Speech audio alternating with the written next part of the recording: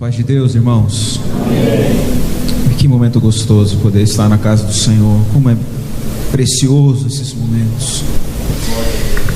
Rapidamente, aproveitando que os amados estão em pé, gostaria que você abrisse sua Bíblia em Lucas 15.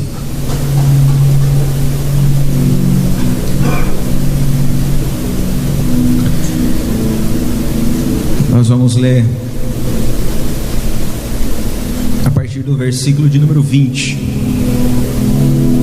até o 24. Lucas 15, do 20 ao 24.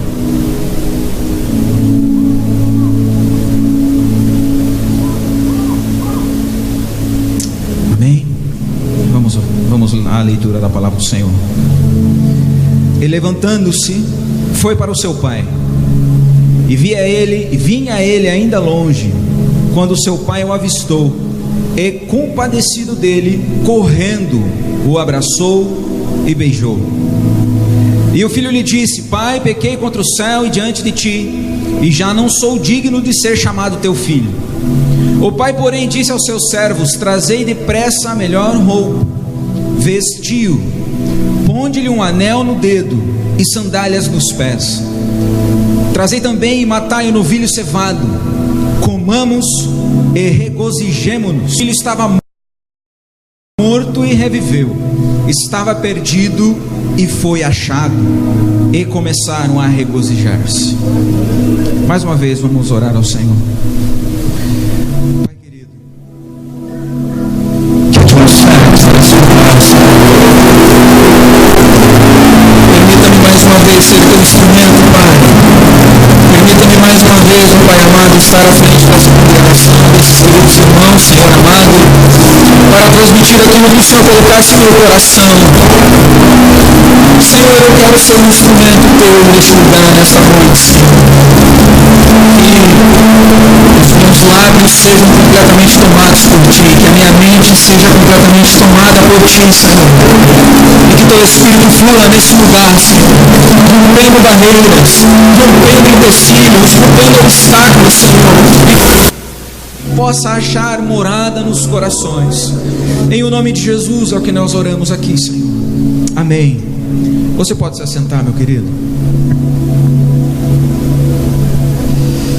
Uma das parábolas, uma das histórias que Jesus contou, mais conhecidas de todas elas, né? Se não a mais conhecida. Talvez você já tenha ouvido por diversas vezes talvez você já saiba de cor e salteado o que diz nesses versos. Mas, amados, permita-me aqui mais uma vez trazer este tema à tona, que o Senhor tem falado ao meu coração sobre esse amor que nós acabamos de cantar, este amor incondicional que o Senhor tem pela sua igreja, este amor incondicional que o Senhor tem por cada um de nós, esse amor que nos alcança onde quer que estamos, onde quer que você esteja, qual seja a situação, o amor de Deus te alcança. E esse capítulo 15, ele começa com uma certa indagação dos fariseus, diante de toda a história de Jesus aí assentando com pecadores, Jesus ainda buscando pessoas que eram desprezadas na sociedade, Jesus buscando os marginalizados, esquecidos, pecadores. E os fariseus de alguma forma ali meio que repreendendo ali com aquele olhar, com aquele pensamento. E Jesus conta 3 parábolas, e a do filho pródigo é a terceira parábola. E ele diz assim, gostaria de ler, permita-me aqui ler a parábola por inteiro, porque nós vamos pegar alguns detalhes do que Jesus aqui nos ensina. O versículo de número 11 diz assim: continuou. Ele já tinha dito uma parábola da ovelha, ele falou sobre a dracma perdida, e ele continua dizendo: certo homem tinha 2 filhos. O mais moço deles disse ao pai: Pai, dá-me a parte dos bens que me cabe. E ele lhes repartiu os haveres. Eu acho, lendo e meditando nessas palavras, os teólogos estudiosos aqui nos ensinam que quando este filho mais moço chega para o pai e fala assim: pai, eu quero o que é meu de direito, é como se ele estivesse desejando a morte do seu pai, querendo algo que não era seu ainda. Ele queria a sua parte na herança, mas a herança só vem quando o pai falece, quando o pai morre, algo que não era dele ainda. Tamanho, eu fico a imaginar tamanho a dor daquele pai em ouvir aquilo. Falar assim: eu quero o que é meu de direito, eu quero tomar rumo daqui, eu quero sair daqui, não quero mais estar debaixo do seu jugo, não quero mais estar debaixo dos seus ensinamentos, não quero estar mais debaixo da sua proteção, eu quero seguir a minha vida, eu quero seguir aquilo que eu quiser fazer. E aí então ele chega para o pai e faz esse pedido, fala: ó, eu sei que eu tenho parte aqui, eu trabalhei, eu fiz algo aqui, dá minha parte e eu vou tomar meu rumo. O quão duro deve ser um pai ouvir isso de um filho, né? O quão duro deve ser um pai, eu como um coração de pai, eu fico a imaginar assim, se porventura um dia eu ouvir isso dos meus filhos, fala assim: ó, dá o que é meu de direito, eu quero ir embora, eu não quero mais estar contigo, não quero mais viver contigo, caminhar contigo. Você imagina, você que tem aí, você que papai, que está me ouvindo nesse momento, imagina o teu filho chegar desse jeito em você. Foi exatamente isso que este jovem, e engraçado que é sempre o caçula, né? É o mais querido muitas vezes, né? Nada contra, viu, seu Zolair, dona Rosângela, né? Eu não sou o caçula, não estou aqui dando uma agulhada, mas por muitas vezes a gente vê o caçula sendo o mais protegido, o mais queridinho, né? E esse caçula dá uma espetada, uma apunhalada no coração do pai. O pai nos ama, mas ele respeita a sua posição, ele respeita o seu posicionamento, ele respeita as suas decisões, ele respeita aquilo que você quer fazer. Por mais duro que seja ouvir: não quero mais andar contigo, ele respeita a sua posição. Aqui Jesus está ensinando o coração de um pai a olhar um filho, o coração de um Deus amoroso, misericordioso, a olhar para cada um de nós, pecadores, achando que podemos andar e caminhar ao nosso bel prazer. E o texto continua dizendo, o versículo de número 13 diz: passado não muitos dias, aquele camarada já estava ávido para ir. O mais moço, ajuntando tudo que era seu, partiu para uma terra distante e lá dissipou todos os seus bens, vivendo dissolutamente. O camarada queria viver conforme a filosofia do Zeca Pagodinho: deixa a vida me levar, vida leva eu. E quando o texto, a minha diz assim, volta ali no 13, meu querido. Ah, Isaac está lá? Isso aí. Aí também está, dissolutamente. Essa palavra, ela pode ser aí traduzida por diversas formas, né? Com extravagância, com desperdício, com imoralidade. Traz aqui a ideia de devassidão. O camarada estava ávido pelos seus prazeres, para viver a sua vida como ele quisesse. Querido, como nós temos visto em nossos dias homens e mulheres que estão negando Jesus, negando Deus, para viver conforme o seu bel prazer, para viver conforme quiser a sua vida. Como existem pessoas que negam a existência de Deus, e quando você pergunta assim: Tá, mas se Deus não existe, como é que funcionam as coisas? Como é que a existência, como você está aqui, o que lhe move? Ele fala: não, eu sou o dono do meu próprio nariz, eu faço o que eu quiser, eu ando para onde eu quiser. Essa história de religião, essa história de Deus, isso é balela, isso é furada. Infelizmente a gente vê muitas pessoas assim. Infelizmente nós vemos pessoas aí, até de certa forma, com determinados poderes dentro de uma sociedade, a passar essas ideias, né, que a religião é algo retrógrado, que aquilo que o Senhor fez, isso é história. E eu fico aqui a imaginar o coração desse Pai maravilhoso e bondoso que nós temos aqui, o nosso Deus, a ouvir os seus filhos falarem isso. Deus não existe, viva a sua vida conforme quiser, viva dissolutamente, se você quiser, viva conforme o seu querer. O hedonismo que impera na nossa sociedade, hedonismo é viver em busca do prazer, e viver em busca de algo que lhe satisfaça os seus desejos mais primitivos. As pessoas, elas buscam viver dessa forma. Prazer, aquilo é bom para ela. Quantas vezes a gente vê pessoas aí que o hashtag sextou, né? A pessoa trabalha o tempo todo, trabalha o dia inteiro, a semana toda, visando a sexta-feira a fazer o quê? A encher a cara e voltar só no domingo. Quantas pessoas vivem assim?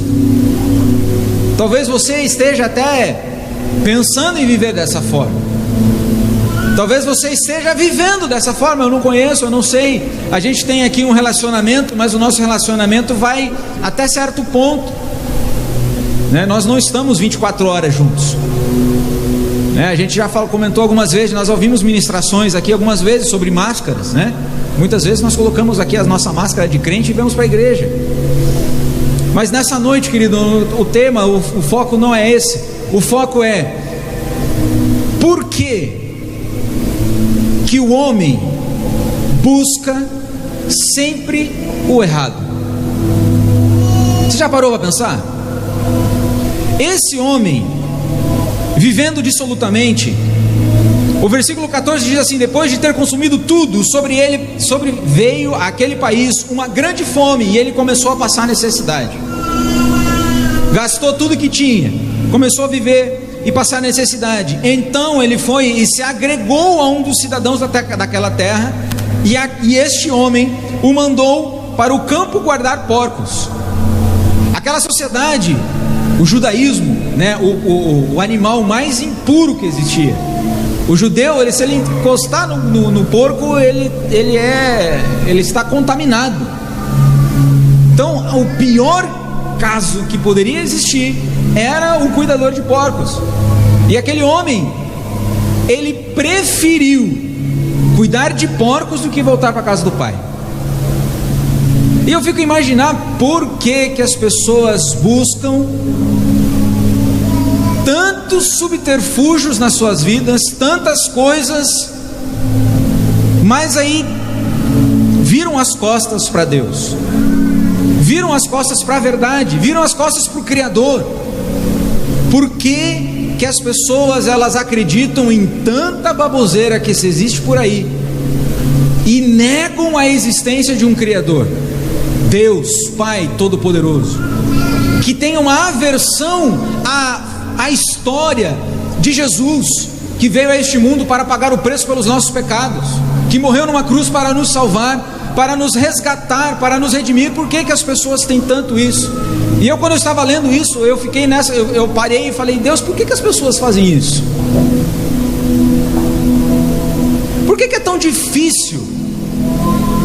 Por que as pessoas gostam tanto, ou se acomodam tanto nas suas zonas de conforto ali, com os seus pecadinhos, com as suas transgressões, com os seus medos, com as suas falhas, e não buscam o conserto?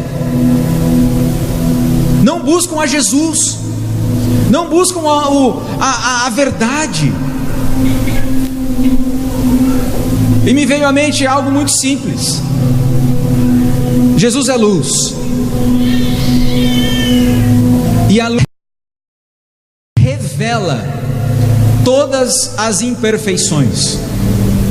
Não há como esconder uma imperfeição. A luz. Não há como esconder uma mancha na luz. Não há como esconder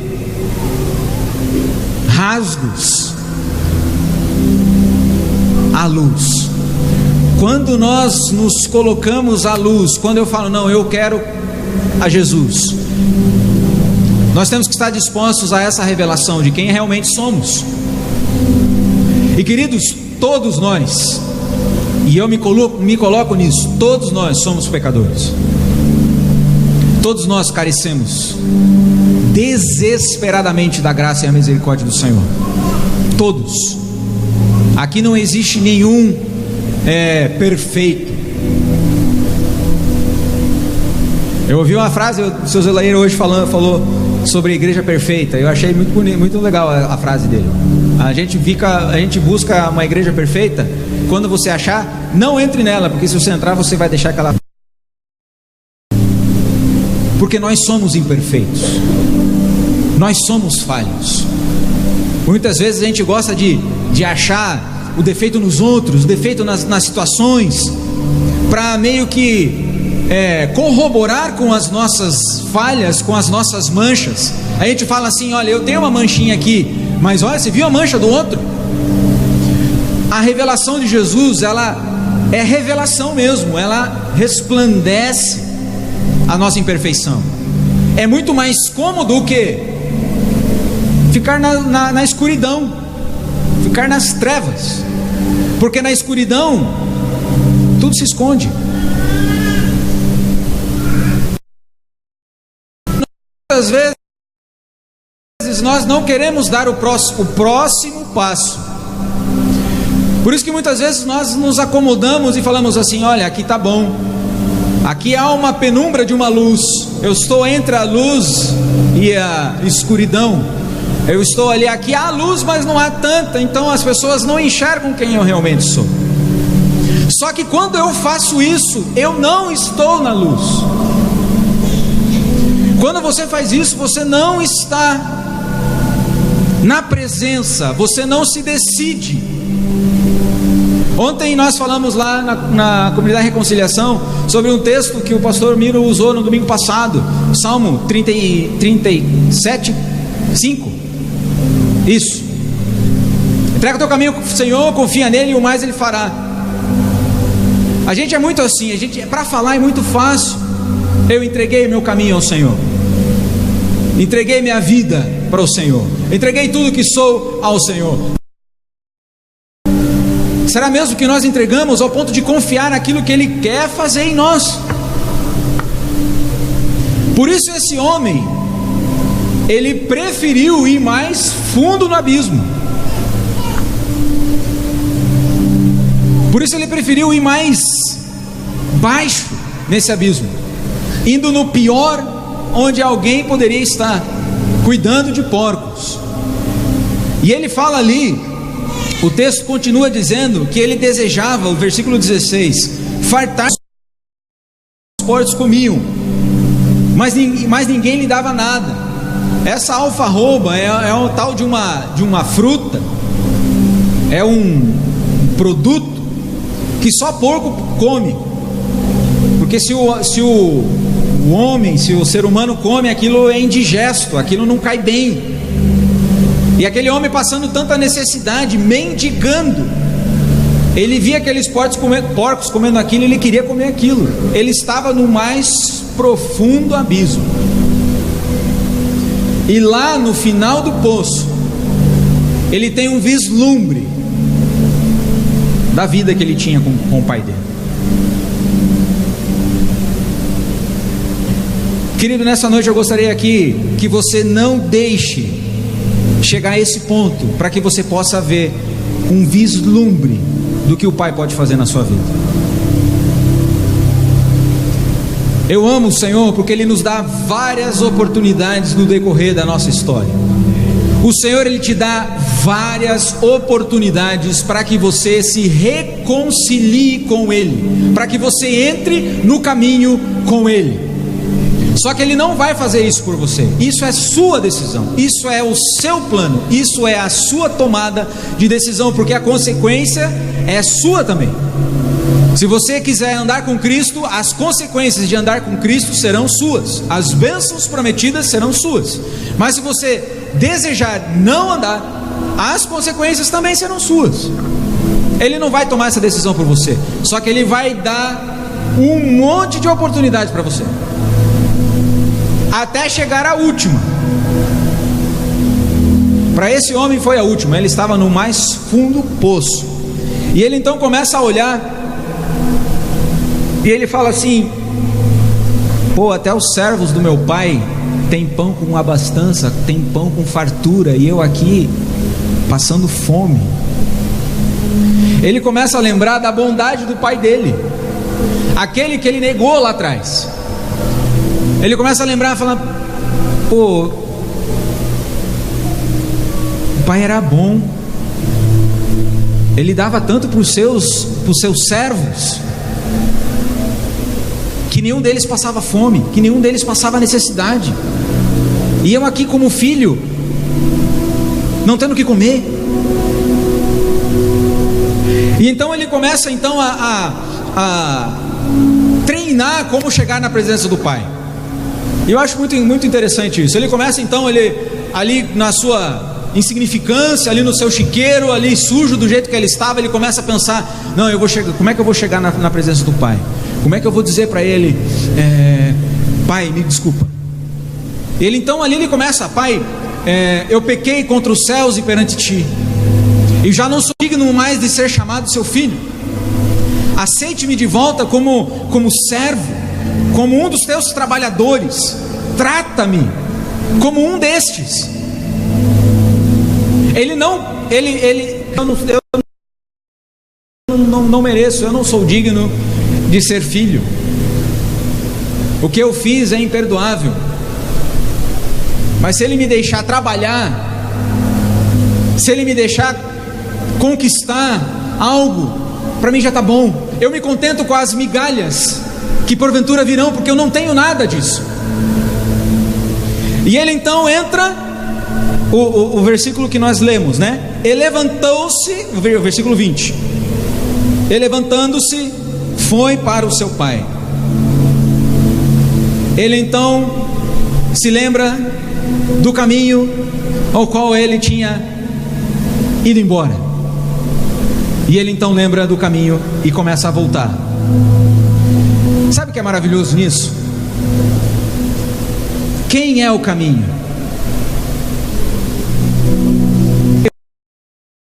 Alguns aqui eu ouvi, mas eu quero ver se os irmãos sabem. Quem é o caminho?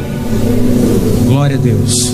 Ele uma vez falou: eu sou a verdade e eu sou a vida, e ninguém vai ao Pai senão por mim. Amém? Aquele homem entra no caminho para casa. Ele entra em Jesus. Ele entra, ele é acolhido por Jesus. E quando começa esse acolhimento por Jesus, sabe o que acontece? O Pai o enxerga. E eu acho isso fantástico, amados, porque não é comum o ancião, o pai, o mais velho, sair correndo. Mas aquele homem, quando enxerga o seu filho no caminho da sua casa, ele deixa tudo e sai ao encontro daquele filho. Você não sabe o quanto Deus anseia por esse momento com a sua vida. Você não imagina o quanto o Senhor Deus almeja esse momento do abraço com você, comigo. Ele quer nos regenerar, Ele quer nos abraçar. E só há um caminho para a casa do Pai. Só há um caminho à casa do Pai. E esse caminho é Jesus Cristo. Como eu falei no início, mais no início, as pessoas elas querem enganar a todos. E há uma mentira do inferno que diz assim: todos nós somos filhos de Deus.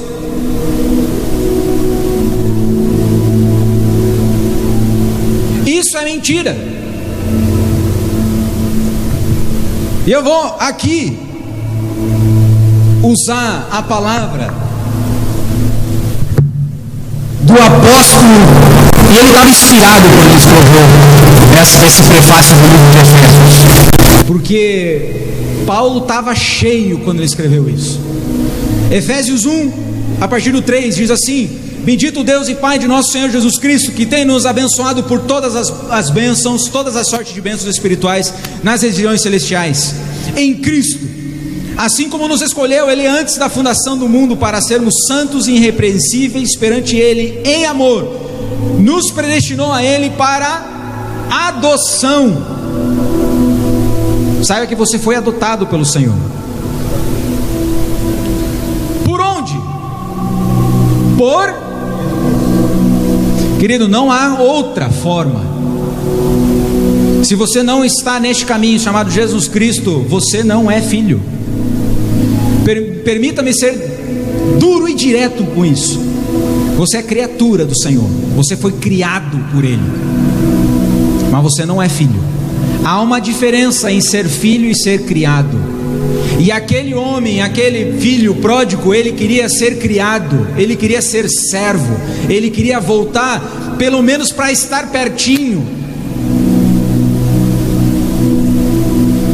Mas aquele pai, ele não se aguenta. E é maravilhoso quando ele fala, o filho começa a dizer aquilo que ele tinha ensaiado lá no chiqueiro.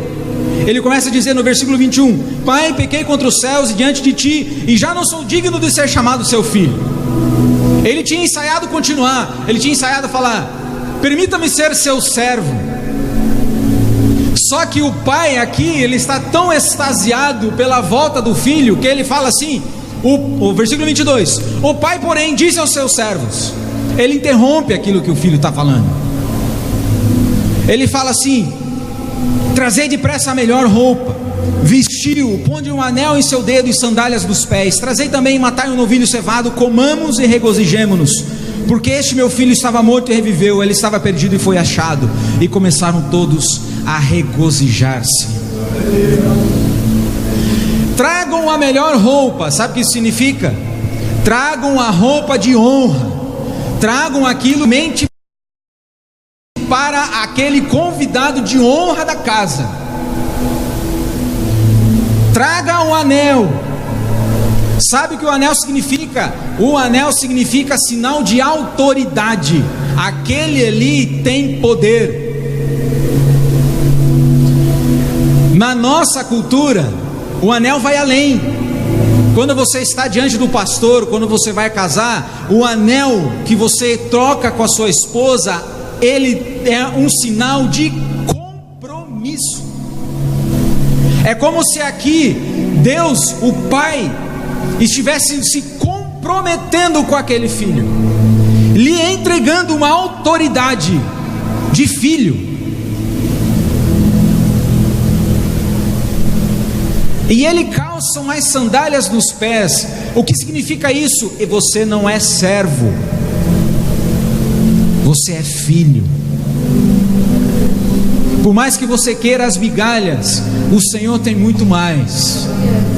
Por mais que você se contente com aquilo que cai da mesa do Senhor, eu tenho mais. Aquele pai, ele está tão extasiado pela presença daquele filho que estava longe, que estava morto, que estava sei lá onde,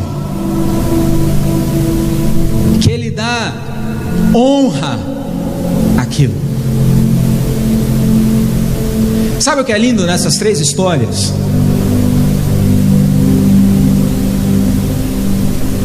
As três histórias que são contadas no capítulo 15, e nós já vamos terminar. A da ovelha perdida é Deus falando assim: independente da sua ignorância, independente se você não sabia, há júbilo quando você chega. Independente daquilo que você fez e deixou de fazer, há alegria quando você se encontra. Como o pastor que pega a sua ovelha, coloca sobre os ombros e leva e faz uma festa porque achou aquela ovelha. Quando ele conta a parábola da dracma perdida, que aquela mulher ela se desespera em busca daquela dracma que se perdeu dentro da sua casa, e quando ela acha aquela dracma, aquele dinheiro, ela vai então e faz uma festa com as suas amigas porque ela achou aquilo. Isso significa, sabe o que? Independente daquilo que fizeram para você, se você se perdeu no caminho por situação que aconteceu com outras pessoas, outros não te deram o valor necessário e você acabou se distanciando, há valor em você quando você retorna à casa do Pai. E principalmente se um dia você escolheu caminhar por longe do Senhor, Ele hoje está de braços abertos a lhe receber.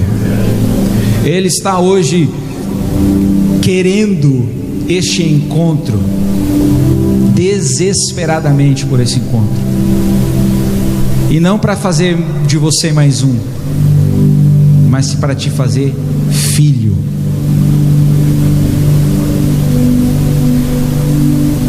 Como o mesmo apóstolo Paulo, no capítulo 8 de Romanos, diz que quando nós estamos caminhando na carnalidade, nós estamos caminhando para a morte, e quando nós nos encontramos com o Espírito da vida, nós começamos então a caminhar uma nova jornada, uma jornada de transformação, e esse Espírito da vida, ele testifica em nós uma nova fase esta onde nós podemos clamar: Abba, Pai.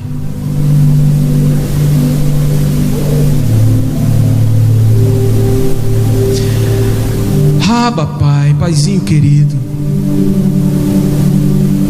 Você não sabe o quanto o Senhor anseia em estar contigo. Você não sabe o quanto o Senhor anseia que você largue as suas decisões erradas e comece realmente a entender que você é filho dele. Você não foi chamado, você não foi criado para ser servo simplesmente. Você foi chamado para ser filho, para viver na mesa, para comer do melhor. Ele quer pôr nessa noite um anel em seu dedo, Ele quer calçar os seus pés, Ele quer te colocar a melhor roupa, porque não há nada mais precioso para o Senhor de quando um pecador se arrepende. Não há nada mais precioso para o Senhor quando você olha para dentro de você e fala assim: eu preciso do Senhor, eu preciso do abraço desse Pai, eu preciso do Pai. Quando eu faço isso, eu corroboro com o Senhor, eu dou autoridade para o Senhor, eu faço com que o Senhor Ele tenha autoridade de exercer as bênçãos que estão dispostas somente aos filhos para a minha vida. Quando eu abro o meu coração para o Senhor e eu aceito aquilo que está disposto através de Jesus Cristo, eu dou autoridade para que o Senhor faça aquilo que é somente para os filhos. E uma das promessas que eu me apego todos os dias da minha vida é a última frase do Evangelho de Mateus, que ele diz assim: eis que eu estarei convosco todos os dias, até o fim, até a consumação dos séculos.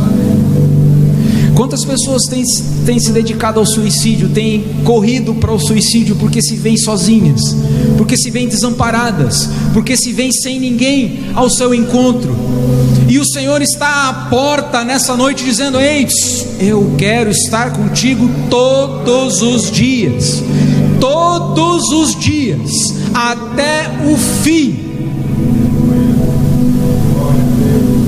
Mas essa decisão é sua. E eu gostaria que nessa noite você colocasse de pé.